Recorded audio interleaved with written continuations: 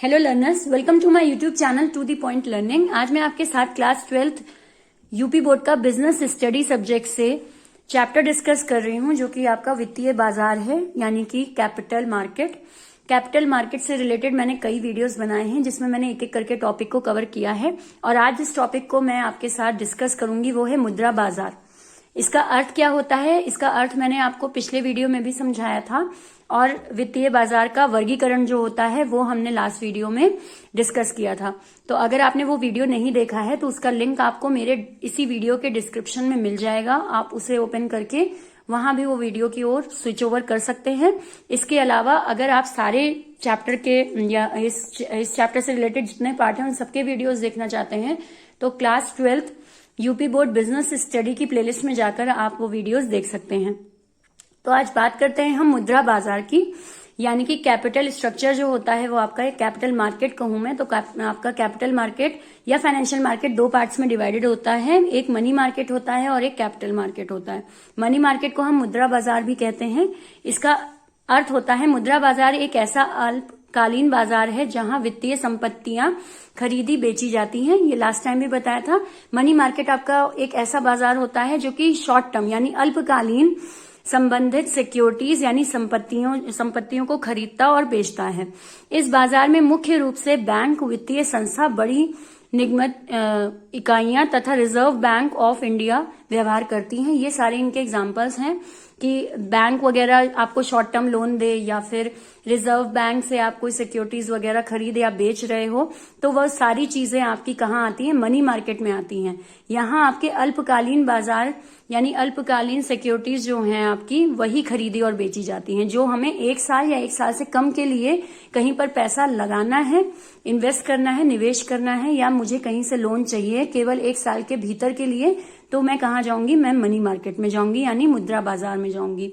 अल्पकालीन प्रतिभूतियों में मुख्यतः मांग मुद्रा, ट्रेजरी बिल, वाणिज्यिक बिल, जमा प्रमाण पत्र, वाणिज्यिक पेपर, ये सारे इसके एग्जाम्पल हैं, जो कि अभी मैं आपके साथ वन बाय वन डिस्कस करूंगी। तो ये इनके टाइप्स हैं, यानी मनी मार्केट में आपके कितने प्रपत्र या इंस्ट्रूमेंट क्या है मनी मार्केट के, वो।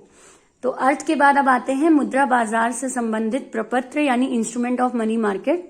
तो सबसे पहला होता है आपका ट्रेजरी बिल। ट्रेजरी बिल क्या है? ये मनी मार्केट यानी कि एक साल, ये ध्यान रखिएगा आप कि 1 ईयर, एक साल से कम समय के लिए मुझे कहीं से पैसा चाहिए या मुझे कहीं पैसा निवेश करना है, तो ये सारे काम आपके इस मुद्रा बाजार में होंगे। ठीक, तो ट्रेजरी बिल क्या होता है? ट्रेजरी बिल अल्पकालीन सरकारी ऋण को इंगित करते हैं। ट्रेजरी बिल बाजार वह है जहां ट्रेजरी बिल क्रय विक्रय किया जाता है। यहाँ पे ट्रेजरी बिल को बेचा और खरीदा जाता है। ट्रेजरी बिल सरकार की ओर से भारतीय रिजर्व बैंक द्वारा निर्गमित की जाती है। अब कभी कदार ऐसा भी होता है कि गवर्नमेंट को पैसे की जरूरत रहती है, तो गवर्नमेंट की तरफ से, सरकार की तरफ से रिजर्व बैंक जो हमारा है, भारतीय रिजर्व बैंक ऑफ इंडिया जो है, वो क्या करता है? वो इन सारी ट्रेजरी बिल का क्रय विक्रय करता है, यानी उसे पैसे की जरूरत है, सरकार को पैसे की जरूरत है, तो सरकार के नाम पर ये आम जनता से पैसा निवेश करवाएंगे या आप पैसा दोगे और वो उस पैसे को खरीदेंगे। तो ये चीज आपकी किसके थ्रू होती है या किसके द्वारा होती है? तो ट्रेजरी बिल के द्वारा होती है। इनकी अधिकतम अवधि 1 वर्ष की होती है। क्योंकि आप मुद्रा बाजार पढ़ रहे हैं तो 1 वर्ष के लिए ही आप इन ट्रेजरी बिल को खरीदते हैं और सरकार को पैसा यानी कि रिजर्व बैंक ऑफ इंडिया को पैसा देते हैं। ये बट्टा मूल्य पर निर्गमित किए जाते हैं तथा अंकित मूल्य पर इनका देय तिथि पर भुगतान किया जाता है। अब ये क्या होते हैं? जैसे हमने अभी आज की डेट में रिजर्व बैंक ने ट्रेजरी बिल इशू किया, मेरे पास पैसा था, मैंने उस ट्रेजरी बिल को खरीदा और रिजर्व बैंक को पैसा दे दिया, और मैंने सपोज एक एग्जाम्पल के तौर पे समझिए कि 500 रुपए दे दिए रिजर्व बैंक को। ठीक है, अब ये क्या हुआ? रिजर्व बैंक को मैंने 500 रुपए आज दिए हैं, तो ये चीज क्या है? ये उसने मुझे डिस्काउंट पे दिया है, यानी कि कम दर पे दिया है। आगे जब वो मुझे ये 500 रुपए वापस करेगा तो सरकार बाजार में उस 500 रुपए की जो वैल्यू चल रही होगी, यानी उससे अधिक, 500 से अधिक ही मुझे वापस मिलेगा। तो इसीलिए ये आपका काफी लोग इसमें पैसा निवेश करते हैं, क्योंकि वो जो पैसा निवेश करते हैं वो कम देते हैं और उसके बदले उन्हें ज्यादा पैसा मिलता है रिटर्न में। तो ये इनका देय तिथि पर भुगतान किया जाता है, यानी कि एक डेट निश्चित कर दी जाती है कि इस डेट पर आपको पैसा वापस आपका कर दिया जाएगा जो आपने रिजर्व बैंक में दिया है। तो उस दिन पैसा वापस कर दिया जाता है। ये अत्यंत तरल प्रपत्र माने जाते हैं, यानी कि बहुत ही ज्यादा लिक्विडेटेड इंस्ट्रूमेंट इनको माना जाता है। बहुत ही ज्यादा आसानी से ये इशू हो जाते हैं और बहुत आसानी से 1 साल के अंदर ही इनका सारा एडजस्टमेंट भी कर दिया जाता है। तो ट्रेजरी बिल ये होते हैं। मेन मीनिंग आपके समझने का ये है कि ये ट्रेजरी बिल कौन इशू करता है? सरकार की तरफ से भारतीय रिजर्व बैंक इशू करता है आम जनता को। आम जनता इसमें पैसा निवेश करती है और ये पैसा वो बट्टा मूल्य यानी डिस्काउंट पर जमा करती है और उसके बदले में आपको जब इसकी तिथि, भुगतान की तिथि आती है तो अधिक मूल्य पर आपको ये पैसा रिटर्न किया जाता है। दूसरा आते हैं हम कॉल मनी की बात करते हैं कि कॉल मनी आपका क्या होता है। कॉल मनी ऐसा अल्पकालीन ऋण है जिसकी अवधि 1 दिन से 14 दिन तक होती है, बहुत ही शॉर्ट पीरियड के लिए। एक चीज ध्यान रखिएगा, जब आप इसको याद करें तो हर तरह के इंस्ट्रूमेंट जो हैं, हर प्रपत्र जो है वो कितने समय से लेकर कितने समय के लिए इशू किया जाता है, ये ध्यान में जरूर रखिएगा। तो ये 1 दिन से लेकर 14 दिन तक के बीच में ही इसको इशू किया जाता है। इससे ज्यादा ये नहीं इशू होता है।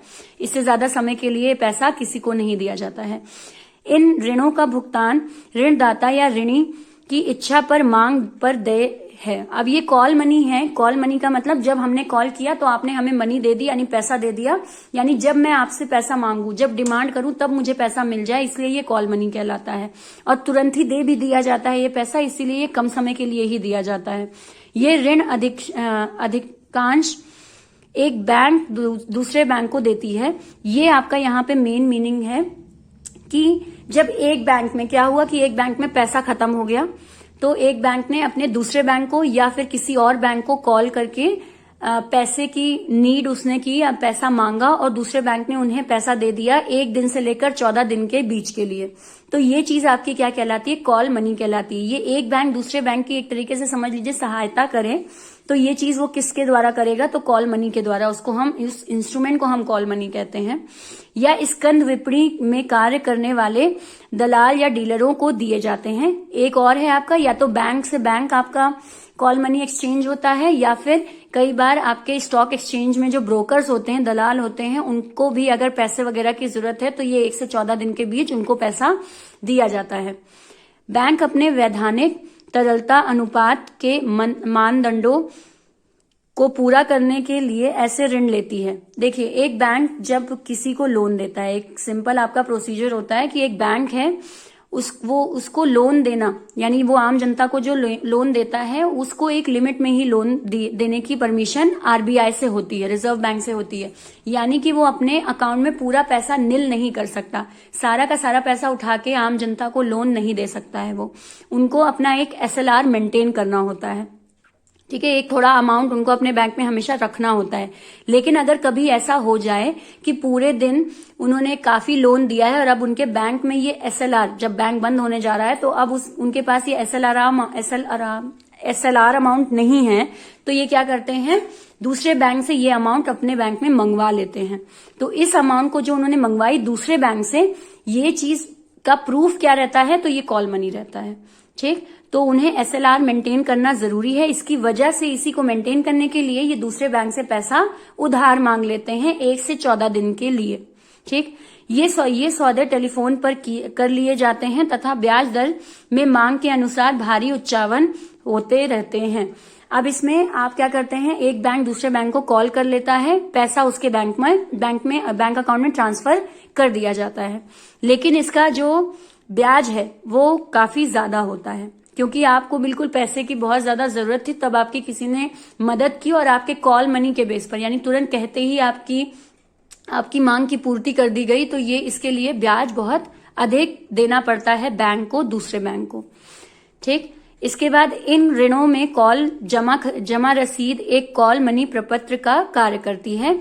यहाँ पे आपके जो भी सारा काम होता है उसके लिए एक प्रूफ की तरह ये कॉल मनी काम करती है। यानी कि हमारे पास भी कुछ सबूत होना चाहिए कि हमने दूसरे बैंक से पैसा लिया है और दूसरे बैंक के पास भी ये सबूत होना चाहिए कि हमने इस बैंक को पैसा दिया है, जो कि हमें 14 दिन के अंदर वो लौटा देगा। तो ये चीज आपकी क्या है, ये प्रूफ क्या है आपका? तो ये कॉल मनी के द्वारा किया जाता है। इसके बाद आते हैं नेक्स्ट, वाणिज्य विपत्र यानी कमर्शियल बिल। अब ये क्या होता है? वाणिज्य विपत्र एक सद्भावनापूर्ण व्यापारिक साख है, साख से संबंधित बेचान साध्य विलेख है।